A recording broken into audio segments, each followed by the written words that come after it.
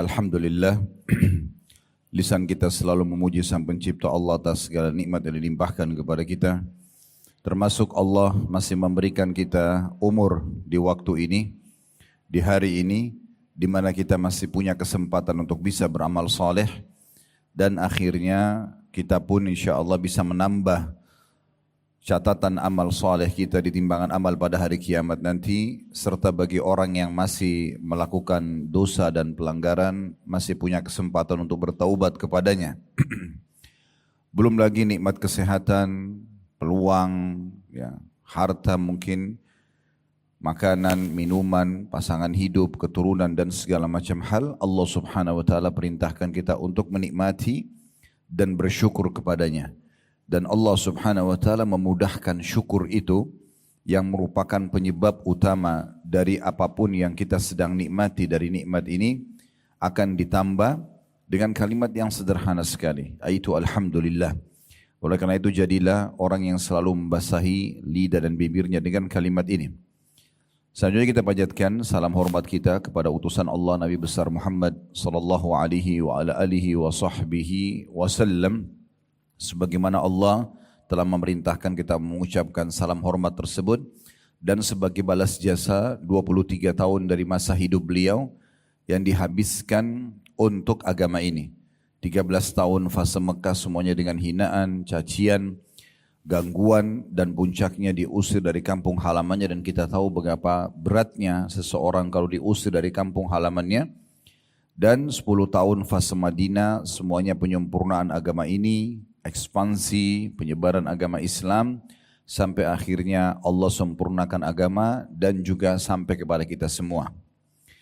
Saya tentunya secara pribadi mengucapkan jazakumullahu khairan kepada semua teman-teman yang menjadi penyebab daripada pengajian kita bisa berjalan, walaupun jadwalnya mungkin sebulan sekali, asal insya Allah kita komitmen sama-sama mengikhlaskan niat untuk belajar agama Allah Subhanahu wa taala ini, baik dari saya dan juga teman-teman sekalian yang hadir, dengan juga metode pembedahan buku agar kita terbiasa untuk membaca buku dan juga kita punya referensi yang jelas, serta juga agar materi yang kita sampaikan sistematis karena berurut satu sama yang lain.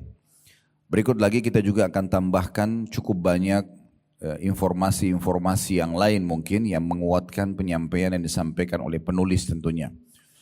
Jadi saya berterima kasih kepada Allah Subhanahu wa taala dulu, kemudian kepada seluruh jajaran teman-teman di RSUD Koja ini, dari direksi sampai semua teman-teman staf mungkin yang hadir tidak bisa saya sebutkan satu persatu. Ataupun mungkin saya tadi dengar ada undangan disebarkan kepada RSUD yang lain. Kalaupun hadir dan siapapun intinya menjadi penyebab, semoga Allah Subhanahu wa taala menjadikan ini tambahan amal bagi Bapak Ibu sekalian. Baik, metode yang kita gunakan bedah buku. Buku yang kita bedah mungkin sudah dibagikan setahu saya, ditulis oleh Hasan bin Ahmad bin Hasan Hammam. Buku ini kalau menurut saya adalah salah satu buku yang sangat bagus, sistematis. Berkumpul di dalamnya banyak sekali ilmu. Walaupun sebenarnya mengerucut hanya membahas dua hal, tentang masalah keajaiban sedekah dan istighfar. Dan memang setelah sekian lama Bapak Ibu sekalian saya terjun di medan dakwah ini, subhanallah makin lama kita terjun, makin sering kita ceramah, maka makin Allah bukakan kunci-kunci rahasia dari seluruh amal yang ada.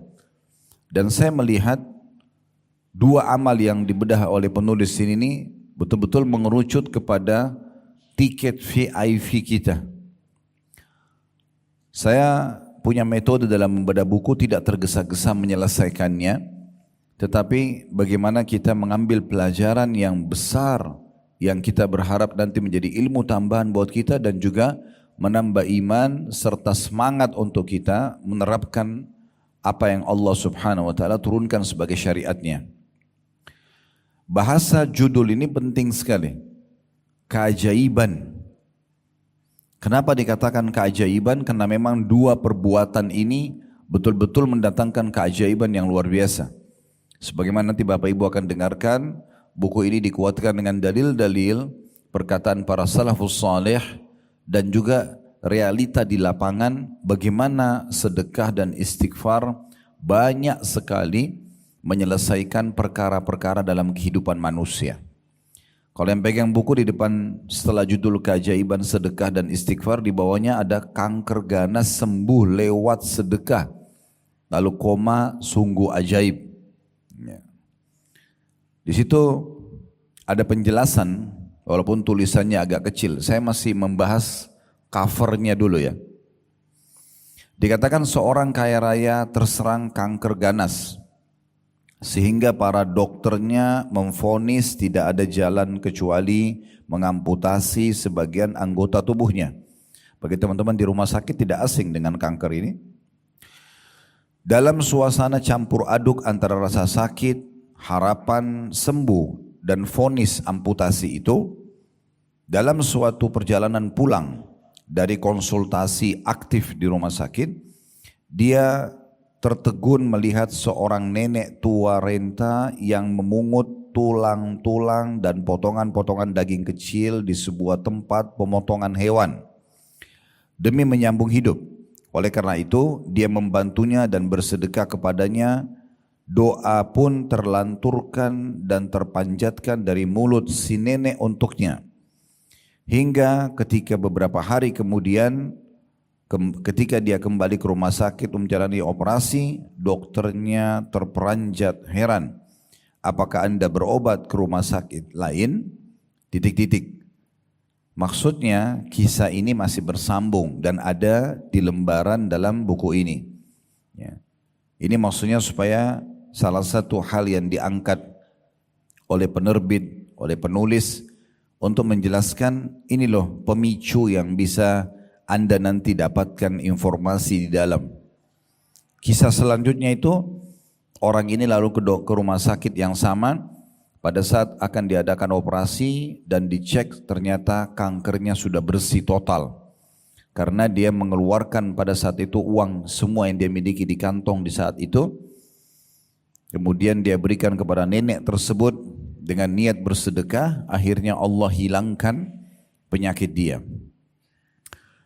Kemudian di sebelah kirinya ya, ada keutamaan istighfar juga dikutip ya, oleh penerbit dan penulis ini. Beristighfar adalah pintu ampunan, pintu rezeki, pintu kesembuhan, menurunkan hujan, mendatangkan kemakmuran hidup, bahkan menghentikan kemandulan. Ada sejumlah kisah nyata di sini yang akan membimbing Anda untuk jujur mengatakan maha benar Allah dengan firman-Nya. Beristighfar kepada Rabb kalian. Sebagaimana Allah sebutkan dalam surah Nuh ayat 10 sampai ayat 11 terjemahannya, beristighfarlah kepada Rabb kalian, niscaya Dia-nya besar kata ganti Allah, akan mengirim hujan kepada kalian dengan lebat, maksudnya untuk memenuhi kebutuhan kalian dengan air itu. Tumbuh-tumbuhan jadi tumbuh, hewan-hewan jadi hidup, manusia jadi hidup. Kemudian membanyakkan atau memperbanyak harta benda dan anak-anak kalian, dan juga menjadikan kebun-kebun, bahkan menciptakan sungai-sungai untuk kalian. Jadi di sini dari cover buku ini Bapak Ibu sudah diberikan secara umum kenapa penerbit menerbitkan buku ini dan penulis kenapa menulis judul keajaiban sedekah dan istighfar, karena dia nanti penulis akan menceritakan kepada kita kisah-kisah nyata dan itu betul terbukti, serta siapapun yang mengikuti contoh itu dari rutinnya bersedekah dan seringnya beristighfar, dia akan melihat keajaiban dalam hidupnya. Saya sarankan Bapak Ibu sekalian, kalau punya buku seperti ini, biasanya kalau yang hadir di pameran buku atau ke toko buku, ada saja daya tarik untuk kita beli. Cuma masalahnya di tengah-tengah masyarakat kita, daya bacanya masih rendah. Kita malas sekali baca. Mungkin kalau beli buku seperti ini tidak terlalu tebal sebenarnya. Tapi untuk menghatam, menghabiskan itu bisa dikatakan jarang sekali. Oleh karena itu kita gunakan metode bedah ini supaya kita bisa menyelesaikan. Di lembaran pertama dari buku ini, atau tepatnya lembaran kedua ya, jadi kalau kita buka buku ini, ada judul dalam bahasa Arab At-Tadawi bis Sadaqah, berobat dengan sedekah. Terus di bawahnya At-Tadawi bil Istighfar, berobat dengan istighfar. Lembaran setelahnya dijelaskan siapa penerjemahnya, ya penerbitnya, dan selain judul asli dan juga judul terjemahan. Kemudian Bapak Ibu sekalian, maaf bukan menggurui tapi ini kena bedah buku. Saya selalu sarankan kepada seluruh jemaah dan waktu saya juga ngajar di kampus kepada teman-teman mahasiswa, agar kalau beli buku yang paling pertama dilihat selain judul adalah daftar isi.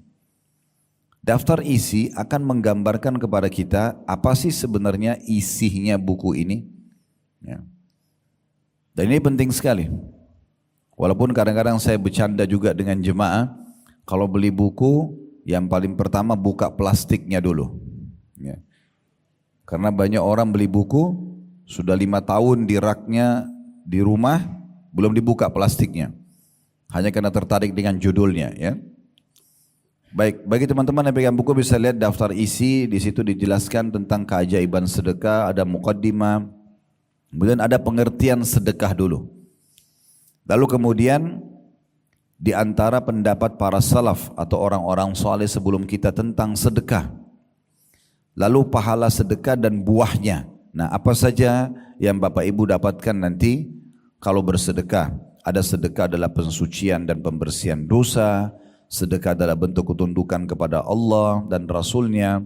Seorang mukmin berada dalam naungan sedekahnya pada hari kiamat. Sedekah itu akan menghindarkan dari musibah dan menjauhkan dari kematian yang buruk. Sedekah adalah tanda dan bukti nyata dari iman yang benar. Sedekah itu sebagai tebusan bagi seorang muslim dari belenggunya. Nanti akan dijelaskan itu ya. Kemudian Allah SWT memberikan ganti kepada orang yang memberi sedekah. Dan pahala sedekah tidaklah terputus dari pemberinya setelah kematian. Serta poin yang terakhir, sedekah itu menghapus dosa-dosa atau kesalahan. Nah, ini 9 poin nanti akan kita bedah satu demi satu tentang masalah manfaat yang Bapak Ibu dapatkan kalau sedekah. Dan belum Bapak Ibu garis bawahi, kita dalam Islam sangat dianjurkan kalau ingin mengerjakan sebuah perintah ibadah. Saya sudah tekankan di pengajian kita yang perdana ya, di bulan lalu. Walaupun kita belum bedah buku pada saat itu, masih tematik, maka saya titik beratkan, kalau Bapak Ibu ingin mengerjakan ibadah dan rajin mengerjakannya, contoh sholat malam, contoh sholat duha, contoh bersedekah, contoh bakti sama orang tua, jenguk orang sakit, bantu orang susah, dan seterusnya, maka Bapak Ibu mencari tahu janji Allah di ibadah itu. Kalau bahasa ceramah biasanya fadilahnya. Karena Bapak Ibu pastikan tidak ada satupun perintah agama untuk mengerjakan satu perbuatan kecuali pasti ada janji yang akan Bapak Ibu dapatkan. Sholat duha dapat apa, sholat malam dapat apa, sedekah dapat apa, haji dan umroh dapat apa, semua punya keutamaan. Dan pasti Allah kasih. Karena salah satu sifat Allah, innallaha la yukhliful mi'ad. Allah tidak akan pungkiri janjinya. Jadi 9 poin nanti yang akan dibahas itu adalah hal-hal yang Bapak Ibu akan dapatkan dengan mengerjakan sedekah. Dan saya pribadi Bapak Ibu sekalian menyarankan ini ya, coba praktek dengan penuh keyakinan sedekah ini, seriusi. Dan jadikan dia betul-betul sebagai sebuah pendekatan diri kepada Allah Subhanahu wa Ta'ala. Dan tidak main-main memang, betul-betul sedekah ini bisa menambah rezeki. Sedekah bisa menyembuhkan penyakit. Sedekah bisa memecahkan perkara-perkara yang sedang membebani kita, yang kita merasa itu adalah sebuah beban hidup. Bapak Ibu kalau hadapin masalah tidak selesai, selain berdoa, cari orang miskin, sedekah.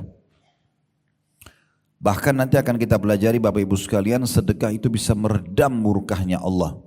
Jadi kalau kita buat dosa, kemudian dosa itu pasti akan ada konsekuensi hukuman. Selain kita tobat kepada Allah, sedekah menghilangkan hukuman yang bisa datang karena efek daripada perbuatan pelanggaran kita itu. Kemudian juga di situ ada petunjuk Nabi SAW tentang sedekah dan beberapa contoh daripada sedekahnya Nabi SAW, sedekahnya Abu Bakar, sedekahnya Uthman, sedekahnya Abdullah bin Umar, sedekahnya Aisyah Ummul Mukminin, sedekahnya Ummul Mukminin Zainab binti Jahash, sedekahnya Abu Dahdah, sedekahnya Abu Talha atau infaknya. Jadi ini contoh-contoh dari sahabat pada saat mereka bersedekah sehingga kita bisa mencontohi mereka. Dan yang terakhir dibahas dalam keajaiban sedekah adalah berobat dengan sedekah. Nah, ini sangat relevansi sekali dengan teman-teman di rumah sakit ini. Saya sarankan apalagi Anda seorang muslim ya, usahakan Bapak Ibu sekalian pada saat kita bertugas apakah jadi perawat, apakah dokternya sendiri ya, kalau interaksi dengan pasien maka kita bisa menitipkan pesan dakwah pada mereka. Jadi bukan hanya sekedar tulis resep, selesai, periksa, selesai. Tapi bagaimana justru kita mendakwahi mereka. Mengingatkan, kalau yang menciptakan kita Allah, yang menciptakan penyakit ini Allah, dan yang bisa menyembuhkan Allah. Yang pertama kami sarankan Bapak Ibu berdoa kepada Allah. Ya, sambil introspeksi diri, muhasabah, beristighfar kepada Allah. Coba dekatkan diri kepada Allah. Kalau ada rezeki, makanan, uang, pakaian disedekahkan. Niat untuk hilangnya penyakit tersebut, lalu sempurnakan dengan resep ini. Jadi kita dahulukan memperbaiki hubungan dia dengan Allah Subhanahu wa ta'ala. Itu penting. Subhanallah, saya jarang melihat ini terjadi pada orang-orang muslim. Tapi saya pernah berdakwah ke Irian, waktu itu beberapa tahun yang lalu ya, mungkin sudah 12-13 tahun yang lalu. Saya temukan beberapa dokter yang beragama Nasrani pada saat itu ya. Mereka dokter-dokter muda yang dapat ditugaskan di sana sambil mengobati pasien, termasuk orang-orang muslim, sambil selalu ada pesan. Ya, nanti Bapak yang sembuhkan, bahasa mereka. Jadi itu hak mereka dalam mendakwakan agama mereka. Tapi kenapa kita umat Islam yang jelas-jelas kita bertauhid, mengesahkan Allah yang Maha Kuasa, kita meyakini dia tidak beranak, tidak diperanakkan, dia Maha Kuasa dan dia adalah penyembuh ya, dan dia raja yang sebenarnya, tidak menitipkan pesan ini kepada pasien kita atau kepada ya orang-orang yang kita kenal mungkin dari kerabat agar mengingatkan itu. Itu penting sekali. Berapa banyak pahala yang teman-teman medis ini bisa dapatkan pada saat pasien datang, diingatkan dulu kepada Allah Subhanahu wa ta'ala. Jangan lupa bahkan titip pesan saja. Nanti kalau minum obat baca bismillah ya. Nanti dengan tangan kanan ya, sambil berdoa kepada Allah agar ya disembuhkan. Karena obat dan dokter bukan penyembuh, tapi berusaha untuk membantu. Yang menyembuhkan adalah Allah. Titipkan pesan dakwah itu. Sehingga dia kalau melakukan nanti di rumah, Bapak Ibu akan panen pahalanya. Nah itu pesan juga yang bisa kita dapatkan. Kemudian di terakhir bahasan tentang sedekah nanti, itu cukup banyak kisah-kisah nyata. Ada mengobati luka, nanah dengan sedekah akhirnya sembuh. Sedekah menyebab sembuhnya seorang ibu, nanti ada kisahnya di sini titik-titik. Allah menyembuhkan kanker, tadi itu yang kita sempat bacakan sebagian kisahnya. Selamat dari kejadian tragis karena sedekah. Para dokter berkata harapan sudah tidak ada, tanda kutip. Sedangkan sedekah berkata harapan kesembuhan masih ada. Batu ginjal dan sedekah, sebuah rumah yang tidak pernah dimasuki dokter. Karena setiap hari mereka penghuni rumah itu baik ayah, ibu, anak. Mereka selalu menyisipkan dari uang yang mereka miliki di satu kotak dengan niat sedekah. Di akhir bulan mereka sedekahkan dan dengan itu mereka tidak pernah sakit. Kemudian sedekah dan istighfar adalah obat kemandulan. Nah ini nanti ada kisah nyata yang akan disampaikan. Kemudian bagian yang kedua dari buku, setengahnya kurang lebih keajaiban istighfar. Dijelaskan tentang pengertian istighfar, waktu-waktu yang tepat untuk istighfar, contoh istighfarnya para malaikat, istighfarnya para nabi, istighfarnya Nabi Muhammad SAW. Lalu kemudian nanti akan masuk ke poin paling penting masalah manifestasi dan buah istighfar. Apa yang kita dapatkan dari istighfar itu sendiri. Dan terakhir ditutup kabar gembira bagi para wanita, lalu kisah-kisah istighfar. Hasan Basri dengan jemaahnya yang dia sarankan istighfar, sedekah, istighfar dan keberkahan rezeki, emosi dan amarah istri bisa redah atau pasangan hidup dengan istighfar, dan seterusnya tukang roti dan istighfar, istighfar dan gempa. Itu kurang lebih gambaran umum dari daftar isi buku kita. Baik Bapak Ibu sekalian, mohon maaf saya sedikit panjang menjelaskan ini karena memang harusnya seperti itu kalau baca buku, dan memang bedah buku seperti ini metodenya. Baik, sekarang saya akan masuk mulai di lembaran bahasan kita.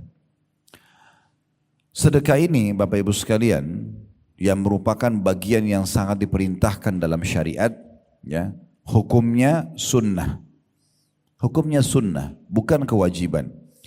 Tetapi beruntunglah orang yang menjadikan sedekah sebagai kendaraan dalam hidup dia untuk meraih ridho Tuhannya, untuk juga meraih ridhonya manusia.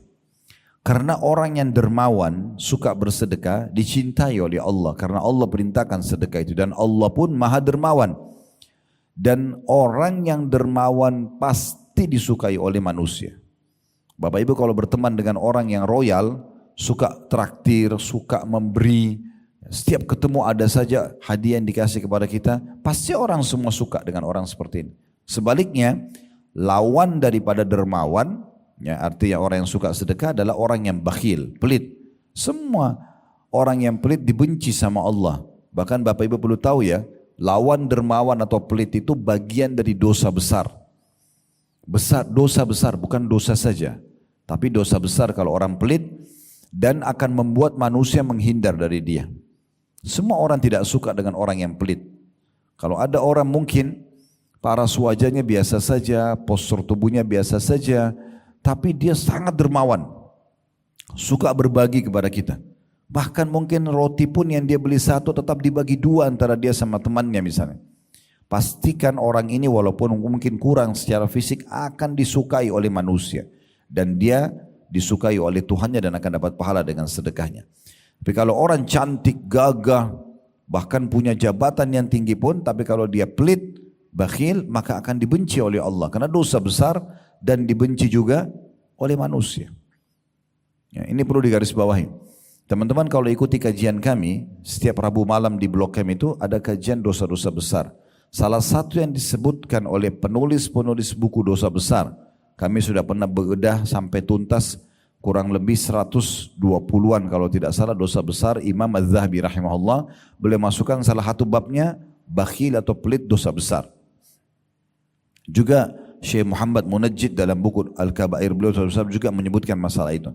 Syekh Muhammad bin Abdul Wahhab yang sedang kami lanjutkan bedahnya sekarang, buku ketiga yang berlanjut sudah 176 kalau tidak salah dosa besar, juga menyebutkan pelit bagian daripada dosa besar.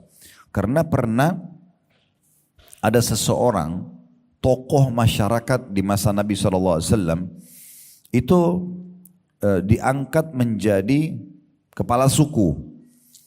Orangnya tampan, bersih, badannya kekar, berwibawa.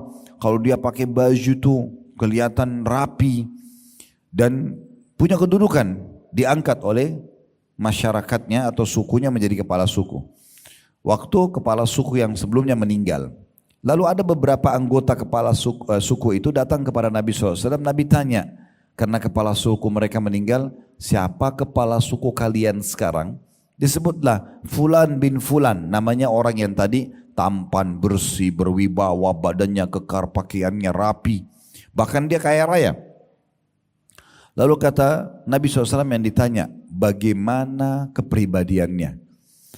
Mereka mengatakan dia tampan ya Rasulullah, dia rapi, dia bersih, dia wangi, dia kaya, dia berwibawa, hanya saja pelit, gak suka memberi, perhitungan. Maka Nabi SAW mengatakan semua kebaikan tadi, kelebihan fisik, kedudukan, kekayaan, itu Nabi gak bahas. Itu semua hilang hanya karena perkataan anggota sukunya, tapi sayangnya dia pelit. Kata Nabi SAW, penyakit jiwa apa yang lebih berat daripada pelit itu sendiri? Bapak Ibu sudah tahu belum?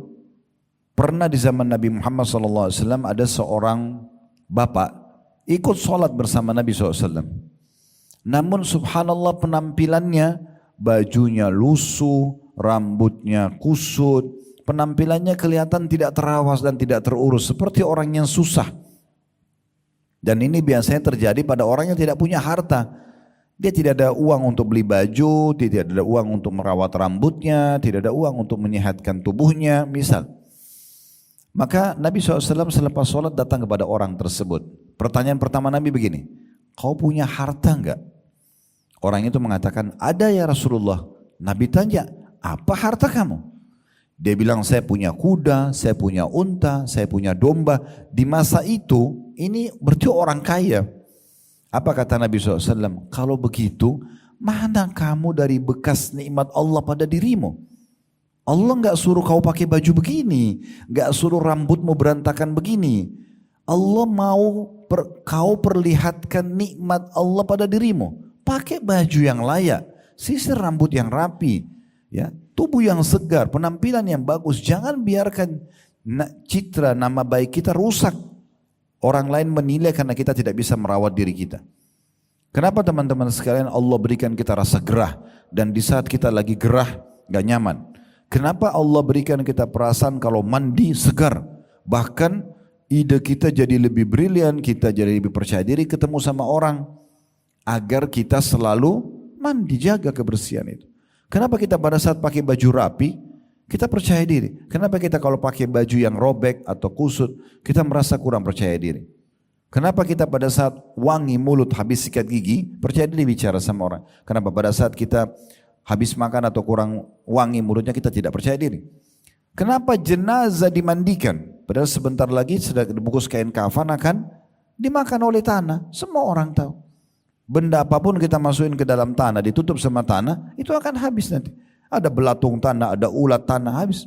Dan Nabi SAW sudah bilang, semua jasad kalian akan dimakan oleh tanah, kecuali tulang ekor kalian yang darinya Allah akan bangkitkan kalian.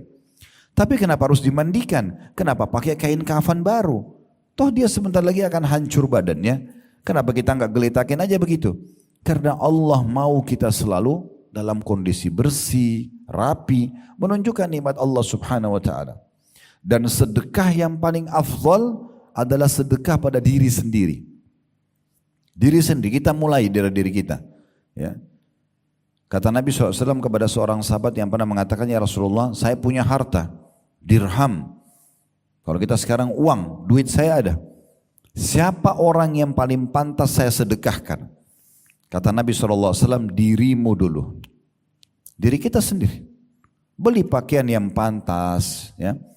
Beli mungkin sabun dan sampo yang bagus, beli sepatu yang bagus, yang penting tidak mubazir, tidak berlebihan, tapi jangan juga hinakan diri kita. Kita berada di tengah-tengah, sesuai dengan kebutuhan bukan keinginan. Ya. Jadi betul-betul kita harus tahu masalah ini, supaya jangan sampai kita keliru. Ya. Nabi SAW sangat senang kalau ada orang yang berpenampilan, dan beliau sendiri mencontohkan itu, beliau sendiri suka dengan bersih dan rapi. Ya. Dan beliau juga seringkali tampil di hadapan para sahabat dengan rapi dan bersih. Kalau pernah dengar Abu Hanifah rahimahullah, ini salah satu dari 4 imam madhab. Ada Imam Abu Hanifah, Imam Malik, Imam Syafi'i, Imam Ahmad. Ini 4 madhab yang sekarang umat Islam umumnya di dunia mengikuti mazhab mereka, ya, atau susunan, ya, hukum syariat yang sudah mereka susun sebagai sebuah panduan bagi umat Islam. Abu Hanifah ini terkenal sekali kalau dia lagi jalan satu tempat wangi, dia bersih, ya, kalau dia tampil pengajian dia selalu coba tampil prima, ya, sebagai contoh bagi orang. Sampai kalau beliau lewat itu orang-orang tahu, oh, Abu Hanifah baru lewat sini karena wanginya tercium. Abu Hanifah ini pernah habis sholat, dia temui ada satu orang di masjidnya yang sama tadi, mirip dengan kejadian Nabi. Orangnya agak kusut penampilannya, kurang rapi. Lalu kata Nabi kata Abu Hanifah, coba kamu pergi ke sejadah saya di mihrab. Kebetulan Abu Hanifah imam masjid di situ. Beliau mengatakan pada orang itu, coba kamu ke mihrab, angkat sejadah saya, di bawahnya ada sebuah kantong, bawa ke sini. Maka orang itu datang ke sana, diambil kantong tersebut lalu dia bawa. Rupanya isinya uang cukup banyak. Maka kata Abu Hanifah, ambillah, perbaikin hidupmu. Sebagai sedekah dari Abu Hanifah. Orang itu mengatakan, wahai imam, kalau imam gitu kita sekarang kiai, ustadz ya. Wahai imam, saya orang kaya. Abu Hanifah heran, kau orang kaya, tapi kenapa penampilanmu seperti ini? Lalu kata Abu Hanifah menyebutkan hadis Nabi SAW, Inna Allah yuhibbu an yara athara ni'amih ala abdi. Allah suka melihat bekas nikmat pada hambanya. Jadi itu dulu yang perlu diperhatikan, sedekah penting untuk diri sendiri. Yang penting jangan berlebihan dan ingat sumbernya halal. Kemudian yang kedua, mulai dengan orang-orang yang terdekat kepada kita. Karena sahabat tadi bilang, waktu dia bilang, ya Rasulullah saya punya harta, saya punya dirham, siapa yang paling layak saya sedekah? Kata Nabi SAW, dirimu sendiri. Lalu dia bilang, kalau saya masih punya lagi, sudah selesai, kebutuhan saya sudah terpenuhi. Kata Nabi SAW, anakmu. Lalu dia mengatakan, kalau saya masih punya, istrimu. Kalau saya masih punya, pembantumu. Kalau saya masih punya, kata Nabi SAW, engkau lebih tahu setelah itu. Jadi memang bab sedekah ini adalah bab yang diperintahkan sekali dalam agama Islam. Untuk diri kita, untuk lingkungan kita. Dan sebagaimana saya bahasakan tadi teman-teman, kita kalau terbiasa sedekah, pahalanya besar melimpah. Sebagaimana tadi garis besar sudah saya bacakan daftar isi, apa yang kita dapatkan kalau sedekah. Ya. Yang paling sederhana, semua yang Bapak Ibu keluarkan akan bernilai ibadah di sisi Allah Subhanahu Wa Taala karena sedekah perintah. Dan yang kedua, pasti Allah ganti. Pasti Allah ganti. Salah satu dari 9 poin itu ada pasti Allah mengganti sedekah kita. Kalau Bapak Ibu ingin memperhatikan dalilnya ada disebutkan dalam surah Saba. Surah nomor 34 ayat 39. Potongan ayat wa ma anfaqtum min syai'in fahuwa yukhlifu. Yang kalian keluarkan di jalan Allah pasti akan diganti. Ini masalah sedekah. Nah mulai sekarang teman-teman coba jadikan sedekah sebagai sebuah program hidup. Sehingga kita meraih pahalanya, kita meraih balasannya, Allah akan gantikan. Dan mulai dari diri kita, kemudian orang-orang di sekitar kita. Ingat, orang yang dermawan dicintai Allah, sebaliknya. Lawan dermawan orang yang pelit dibenci oleh Allah, bahkan bagian daripada dosa besar. Baik, kita akan mulai teman-teman di halaman 5, ya, itu ada pengertian sedekah. Apa sebenarnya sedekah itu? Sedekah menurut bahasa atau etimologi kata penulis adalah sebuah kata benda yang dipakai untuk suatu hal yang disedekahkan atau dikeluarkan.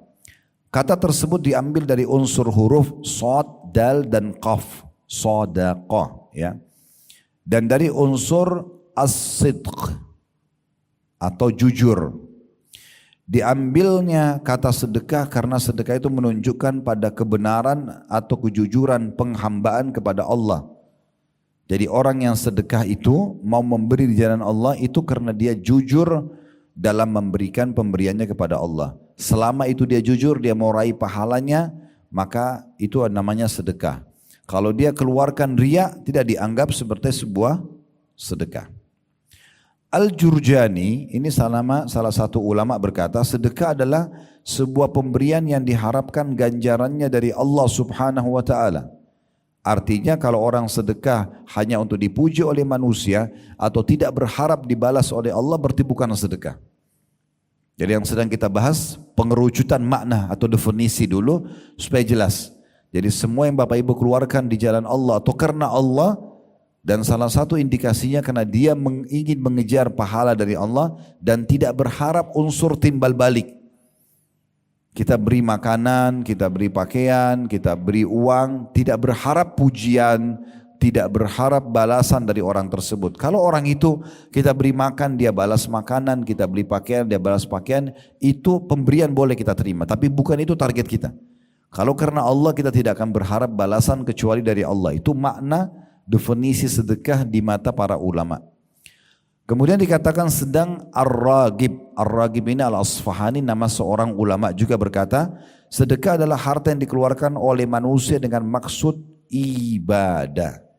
Jadi kapan dia keluarkan harta bukan niat ibadah, berarti bukan sedekah. Seperti zakat, akan tetapi sedekah itu pada dasarnya disyariatkan untuk suatu perkara yang disunnahkan. Sedangkan zakat untuk suatu hal yang diwajibkan. Jadi kalau zakat kan bagi yang mampu, kalau sedekah itu wajib bagi yang mampu. Kalau sedekah ini itu ya dikeluarkan oleh siapa saja. Kalau zakat itu ada jenis-jenis perincian. Uang, emas, perak dikeluarkan dari jenis yang sama. Kalau Bapak Ibu punya peternakan, kambing, sapi, ya, unta, dikeluarkan dari jenis hewan itu zakatnya. Kalau kita panen hasil perkebunan, dikeluarkan juga dari hasil kebun itu untuk zakatnya.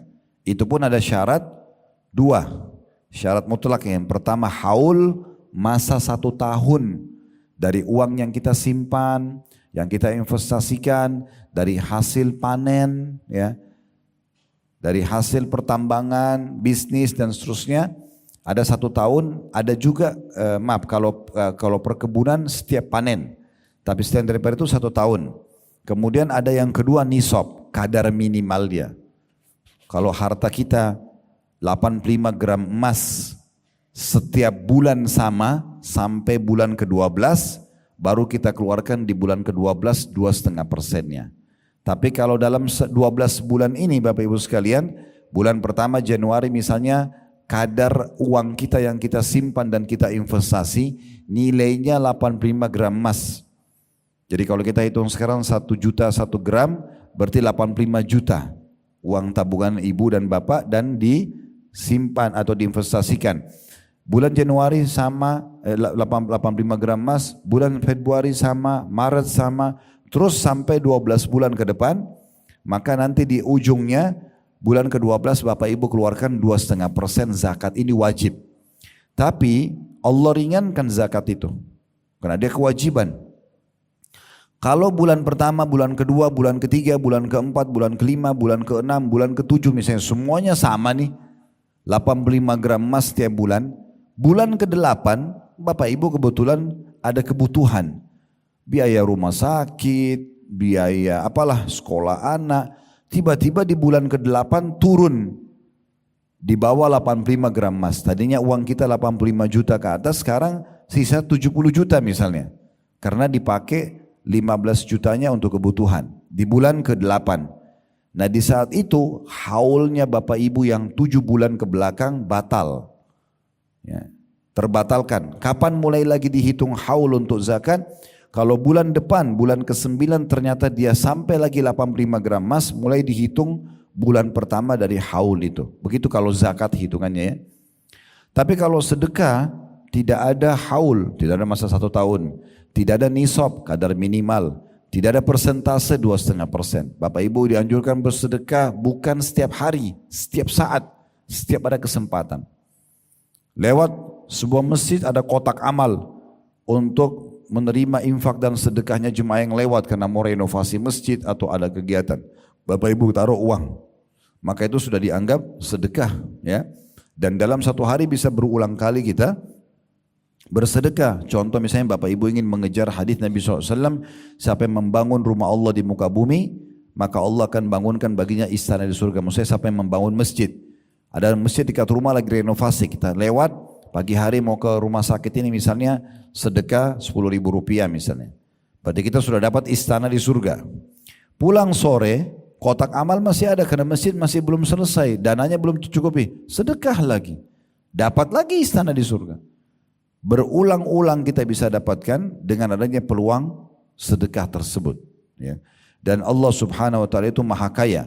Allah kalau membalas Bapak Ibu sekalian, bukan kita keluarkan 10.000 Allah kasih 10.000, tidak. Allah akan kasih banyak hal. Bisa Allah kembalikan harta, Allah kasih berlipat-lipat ganda, atau Allah berikan misalkan dengan 10.000 sedekah, kesehatan 1 tahun atau 2 tahun tidak sakit, atau Allah berikan keberkahan, anak jadi bakti, atau tadinya mandul bisa melahirkan, bisa hamil dan seterusnya. Banyak hal yang Allah kasih dari sedekah tersebut. An-Nawawi, ini nama ulama juga, berkata, disebut sebagai sedekah adalah karena ia merupakan sebuah bukti atas kepercayaan pelakunya. Ya, maksudnya percaya kalau ini adalah perintah Allah dan percaya akan ada balasannya. Kebenaran atau dalam kurung sidq, keimanannya baik lahir maupun batin, maka sedekah itu adalah keyakinan dan kebenaran imannya. Ini tentang definisi sedekah. Sekarang kita dengarkan Bapak Ibu sekalian, di halaman selanjutnya yang ke-6, ini penting sekali tentang di antara pendapat para salaf tentang sedekah. Bagaimana orang-orang soleh sebelum kita, salaf maksudnya orang terdahulu sebelum kita, dari kalangan sahabat, dari tabi'in, tabi'in, orang-orang sebelum kita, bagaimana mereka memandang sedekah. Tolong sedikit fokus supaya kita lebih ambil manfaat. Bagaimana mereka memandang sedekah itu. Sehingga mereka bisa konsisten selalu bersedekah. Ada persepsi kita nanti yang kita coba perbaikin di Indonesia yang keliru. Ya, maksudnya bukan Indonesia, umumnya umat Islam lah. Kita akan mulai statement pertama diangkat oleh penulis, perkataan Umar radhiyallahu anhu. Beliau mengatakan sesungguhnya amal-amal, maksudnya amal soleh itu saling berbangga-bangga diri. Sholat, haji, ya, bakti sama orang tua, semua saling berbangga diri. Lalu sedekah berkata kepada semua amal soleh yang lain, saya adalah yang paling baik di antara kalian. Berarti menandakan dari statement Umar radhiyallahu anhu ini, sedekah itu kedudukannya bila dibandingkan dengan amal-amal soleh yang lain ini sangat tinggi. Karena dia menunjukkan bukti keimanan seseorang hamba kalau Tuhannya memerintahkan dan akan memberikan balasan. Kemudian statement yang kedua, Abdul Aziz bin Umair rahimahullah berkata, solat itu akan menyampaikan dirimu setengah perjalanan. Puasa menyampaikan dirimu kepada pintu sang raja. Solat setengah perjalanan, puasa akan membawa kamu ke pintu istana sang raja, maksudnya Allah subhanahu wa ta'ala. Sedangkan sedekah akan menyampaikan dirimu ke hadapan raja tersebut. Jadi luar biasa. Kalau dalam statement ini berarti menandakan sedekah itu seperti puncak daripada ibadah itu semuanya. Jadi kalau mau tahu orang itu betul-betul tulus dalam sholatnya, tulus dalam puasanya, dia sedekah nggak sih? Karena sedekah itu pembuktian terhadap keimanan. Ibnu Abi Al-Ja'ad, ini nama seorang seorang salaf, orang soleh berkata, sesungguhnya sedekah itu benar-benar menghilangkan 70 pintu keburukan. Jadi satu kali sedekah, itu sudah cukup Allah hilangkan dari kita 70 pintu keburukan yang bisa menimpa kita. Kemudian Yahya bin Mu'adz rahimahullah berkata, tidaklah saya mengetahui suatu biji yang bisa mengimbangi gunung di dunia ini kecuali sedekah. Maksudnya sedikit dikeluarin, sedekah sepotong roti, sedekah sesendok nasi misalnya, 1.000 rupiah, itu udah cukup nilainya bergunung-gunung nanti pada hari kiamat. Asy-Sya'bi, ini sama juga salah satu ulama berkata, barang siapa, nah ini metodenya ya, bagaimana, tadi itu kan semua tentang kedudukan sedekah. Mulai dari perkataan Asy-Sya'bi, setelahnya ada Al-Laits, ada Al-Fudail bin Iyad, ini cara kita memandang sedekah. Yang tadi saya bilang teman-teman, harus kita ubah persepsi kita. Kalau kita selalu punya persepsi, orang minta nih, lagi di jalan, Anda naik mobil atau naik motor, ada orang ulurin tangan. Lalu kita punya persepsi, oh dia butuh dengan saya. Makanya kita dengan cueknya menolak dia. Karena kita anggap dia butuh. Atau kita memberikan uang tanpa melihat wajahnya pun. Mungkin ada orang naik mobil, begitu orang minta bantuan, kaca mobil turunkan sedikit, dia mungkin cuma jepit uang 500 rupiah atau 1.000 rupiah dikeluarkan. Ya, seakan-akan menghinakan si penerima itu. Ingat, ini persepsi salah.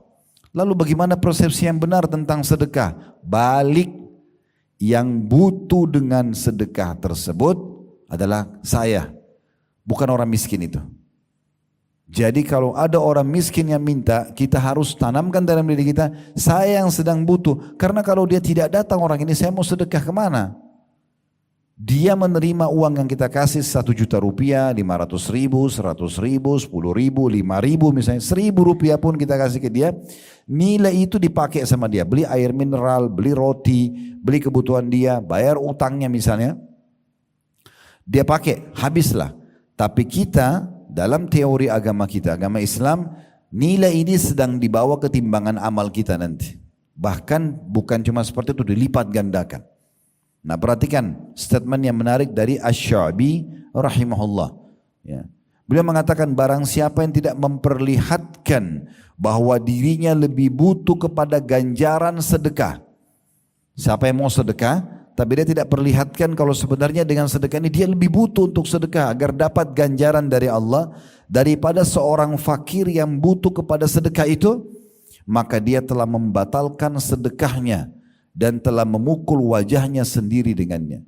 Apa maksudnya? Kalau anggap remeh penerima sedekah itu, menganggap dia yang butuh, bisa batal sedekah kita. Karena seakan-akan kita enggak tulus kepada Allah Subhanahu wa taala. Tidak usah lihat siapa yang minta, tapi pada saat ada yang minta, salah satu ciri yang ciri Nabi Muhammad SAW dan beliau jadikan sebagai contoh buat umatnya, beliau tidak pernah menolak siapapun yang minta. Tidak pernah menolak. Beliau berikan semampunya. Sehingga tertanam dalam hatinya sifat kedermawanan dengan penuh keyakinan bahwasanya Allah melihat. Dan apa yang saya sedekahkan bukti keimanan saya dan pasti Allah ganti. Baik, kita dengarkan sekarang statement yang lain yang mengajarkan kita tentang apa tadi yang saya bahasakan, metode atau pemahaman yang harus kita tanamkan dalam bersedekah. Al-Laits ibn Sa'ad rahimahullah pernah berkata begini, barang siapa yang telah mengambil dariku suatu sedekah atau hadiah. Kalau aku siapkan uang untuk sedekah atau hadiah, lalu dia terima, ada orang yang menerima itu, maka hak dirinya atas diriku adalah lebih besar daripada hak diriku atas dirinya. Dia lebih berhak untuk aku hormati, ya, untuk aku terima kasih pada dia, orang miskin itu. Kenapa? Karena dia orang miskin atau orang yang minta yang sudah kita berikan sedekah telah menerima apa yang telah aku korbankan kepada Allah. Perhatikan baik-baik. Kalau persepsi ini kita tanamkan teman-teman, kita malah yang keluar cari mana itu orang miskin. Kita enggak nunggu orang minta. Tapi kalau tidak begitu persepsi seperti ini, maka yang terjadi orang datang pun Allah gerakkan orang itu datang untuk minta, kita masih nolak. Kita anggap dia yang butuh, padahal sebenarnya kita yang butuh. Persepsi ini penting sekali. Jadi sekali lagi kalau kita tanamkan dalam diri kita, kita yang butuh, maka kita akan cari kantong-kantong sedekah itu. Saya perkuat dengan sedikit, kita tinggalkan dulu buku kita. Abdullah bin Umar, Abdullah bin Abbas radhiyallahu anhum ajma'in, beliau di depan rumahnya setiap hari kalau beliau mau keluar pagi ada orang-orang miskin lagi minta. Maka beliau kasih semuanya. Satu waktu pernah beliau keluar tidak ada orang-orang miskin itu. Enggak ada. Maka dia keluar dan mencari di mana orang-orang miskin itu. Dicari sama dia untuk diberikan sedekah. Ingat, pahala sedekah pun bertingkat-tingkat Bapak Ibu sekalian. Kalau seandainya ada orang begini, dia didatangi orang fakir, minta dikasih sama dia. Itu level sedekah. Ada nggak yang lebih tinggi? Ada.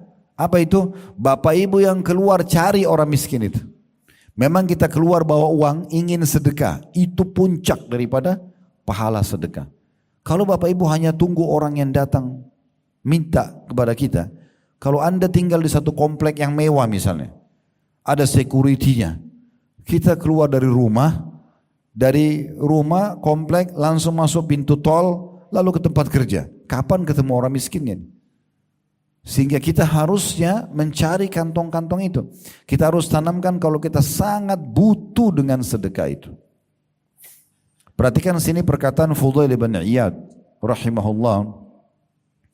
Ini perkataan yang sangat menarik. Jadi Fudail bin Iyad ini seorang ulama tabi'in yang terkenal dengan kesolehannya. Dia pernah menyiapkan beberapa bungkusan ya untuk disedekahkan, dan setelah dia berikan kepada orang-orang itu, dia berkata begini, berkata kepada orang-orang yang telah menerima sedekahnya, ya, orang sudah terima lalu pergi, dia bilang sama orang-orang di sekitarnya, mereka orang-orang yang menerima sedekah saya itu membawa perbekalan kita menuju akhirat tanpa upah sedikit pun, hingga mereka meletakkannya di atas timbangan di hadapan Allah hari kiamat. Coba renungin yang saya katakan ya. Kita kalau kasih orang itu 1 juta rupiah, 100.000 rupiah misalnya. Kemudian dipakai untuk kebutuhan dia tadi saya bilang. Habislah. Bagi dia sudah habis. Dia beli makanan, dia beli pakaian habis. Tapi bagi kita tidak. nilainya itu dibawa oleh orang ini, dia penyebabnya ketimbangan amal kita hari kiamat. Dengan itu kita bisa dapat. Ini persepsi harus ditanam benar-benar ini. Sehingga kita selalu merasa kita yang butuh dengan sedekah itu. Dan dengan ini kita tidak akan pernah menolak siapapun yang minta sama kita. Kasih saja. Ya. Kemudian ada statement selanjutnya. Ini statement Ali bin Abi Thalib yang perlu juga kita renungi. Nanti kita tutup dengan ini ya. Insya Allah nanti tentang pahala sedekah dan buahnya kita akan bahas di pertemuan akan datang ya. Kita bahas statement ini. Jadi statement Ali bin Abi Thalib ini Bapak Ibu sekalian menjelaskan kepada kita poin penting. Apa itu? Kalau Bapak Ibu sedang Allah kasih kayak sekarang Masya Allah teman-teman punya profesi pekerjaan. Ada jabatannya ya. Bekerja misalnya. Nah pekerjaan ini teman-teman sekalian mendatangkan income buat kita. Fahami baik-baik. Berarti Allah sudah memberikan rezeki kepada kita. Siapa yang diberikan seperti ini, apalagi kalau sampai besar gajinya, atau dia bahkan selain kerja punya usaha, punya income tambahan. Harta itu bukan hanya buat kita. Ada hak orang lain di situ. Jangan pernah pelit ini. Jadi kalau kita punya tabungan 100 juta itu bukan punya kita sendiri. Buktinya kita kalau mati pada hari itu juga, itu jadi hak orang lain bukan? Jadi warisan, ya kan gitu. Jadi bukan punya kita. Gunakan buat kita secukupnya, selebihnya sedekahkan. Kasih ke orang, pasangan hidup, ke anak, suami kasih istri. Istri punya kelebihan, boleh gak kasih suaminya? Boleh, walaupun bukan kewajiban bagi perempuan. Kasih ke anak, kasih ke pembantu, kasih ke tetangga. Perhatikan Ali mengajarkan kepada kita. Statementnya adalah, barang siapa yang telah diberikan suatu harta oleh Allah, maka saran beliau dan ini hukum syariat, hendaklah ia menyambung kekerabatan dengannya. Justru perkuat silaturahim dengan uang itu. Ingat orang tua kita di kampung, kirimkan mereka sedikit dari gaji kita. Ya, ada saudara kita yang butuh bantuan, mungkin ada janda saudara kita, mungkin ada yang duda, mungkin ada yang masih butuh biaya sekolah. Kita punya kelebihan, kasih ke mereka. Hendaklah dia menyambung kekerabatan dengannya. Memperindah jamuan untuk tamunya. Jadi begitu dia punya kelebihan harta, jamuan kita lebih baik lagi. Kalau tadinya kita pas-pasan, kita cuma bisa kasih sepotong kue atau roti sama air, sekarang Allah sudah berikan lebih rezeki. Kasih dia nasi box. Lebih bagus lagi, kasih tambahan buah. Perindah jamuan buat tamu. Tujuannya untuk apa? Supaya harta itu jadi berkah. Allah akan kasih tambahan nanti dengan itu. Lalu kemudian menolong seseorang yang membutuhkan. Kemudian membebaskan tawanan. Ya di masa dulu kalau ada peperangan, supaya tawanan bebaskan ditebus ya. Kemudian Ibnu Sabil. Ibnu Sabil itu orang terputus jalan. Ada orang dari Surabaya datang ke Jakarta dirampok di terminal. Datang ke kita, saya mau pulang mas, saya mau pulang pak, saya mau pulang bu, mbak. Tolong bantu saya transportnya 30.000. Oh ya silakan, langsung kasih. Dia pulang kita dapat pahalanya gitu. Jangan bilang setan bisikin nih, kayaknya dia bohong nih. Kita terima lagi bisikan itu. Iya, kayaknya bohong. Negosiasi sama syaitan. Tugas kita kalau ada kesempatan untuk sedekah, eksekusi, bukan negosiasi. Langsung selesai. Enggak usah pikirkan orang itu jujur atau tidak. Innamal a'malu binniyat. Semua sesuai dengan niatnya. Bapak Ibu kalau sedekah dapat pahalanya. Kalau si penerima itu bohong, dia pakai kaki palsu lah, dia pakai tangan palsu, dia bohong, dia sesuai dengan niatnya, nggak usah khawatir. Saya pernah jelaskan di pertemuan perdana kita dulu, kalau di ruangan ini ada orang bawa proposal masjid. Ini Bapak Ibu sekarang ada proposal masjid, kita mau pakai, mau bangun, nyumbang 100 juta, kita nyumbang semuanya rame-rame, keroyokin. 2 hari 3 hari kemudian, sebulan kemudian kita dengar ternyata itu penipu. Dia bawa lari uang itu, rugikah kita? Demi Allah tidak. Innamal a'malu binniyat. Niat kita sedekah bangun masjid sudah dapat pahala di sisi Allah. Kita dapat istana di surga walaupun masjidnya belum dibangun. Dia kena menipu akan dihukum sama Allah, enggak usah khawatir. Allah itu Maha Adil. Ya, ini statement perlu sekali difahami. Saya kembali ulangi ya. Kata Ali bin Abi Thalib, barang siapa yang telah diberikan suatu harta, hendaklah dia menyambung kekerabatan dengannya, memperindah jamuan untuk tamunya, menolong seseorang yang membutuhkan, membebaskan tawanan, Ibnu Sabil orang terputus jalan, membantu orang-orang fakir miskin, para mujahidin, dan ini garis bawah ini penting banget nih, dan dia bersabar atas musibah yang menimpa hartanya. Ternyata harta yang kita punya, gaji yang kita punya, hasil bisnis kita yang kita punya, di situ ada hak kita, ada hak orang lain untuk kita bantu, dan akan ada ujiannya. Kita utangin orang dia tidak bayar, itu ujiannya. Kita investasi rugi, ditipu orang, itu ujiannya. Sabar. Semua orang akan melalui itu kalau diberikan harta. Jadi jangan heran. Itu kata beliau, jadi bersabar atas musibah yang menimpa hartanya. Karena dengan perkara-perkara itu dia akan memperoleh kemuliaan dunia dan akhirat. Dia akan mendapatkan, bisa memenuhi kebutuhannya dan akan dapat balasan besar nanti di akhirat. Ya kan gitu.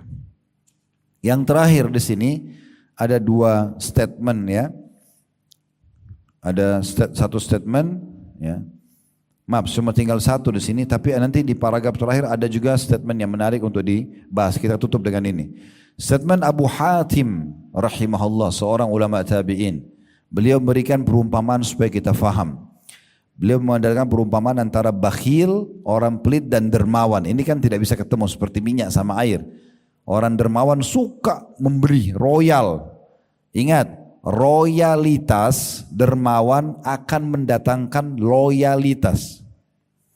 Enggak akan ada loyalitas, orang baik dengan kita bersahabat, pasangan kita sayang sama kita, anak-anak patuh, tanpa ada royalitas enggak bisa. Loyal itu akan datang kalau royal dulu. Kita mau semua orang dengar kita, tapi pelit, gimana caranya? Enggak bisa muncul loyal tanpa royal, enggak bisa. Ya, itu penting sekali.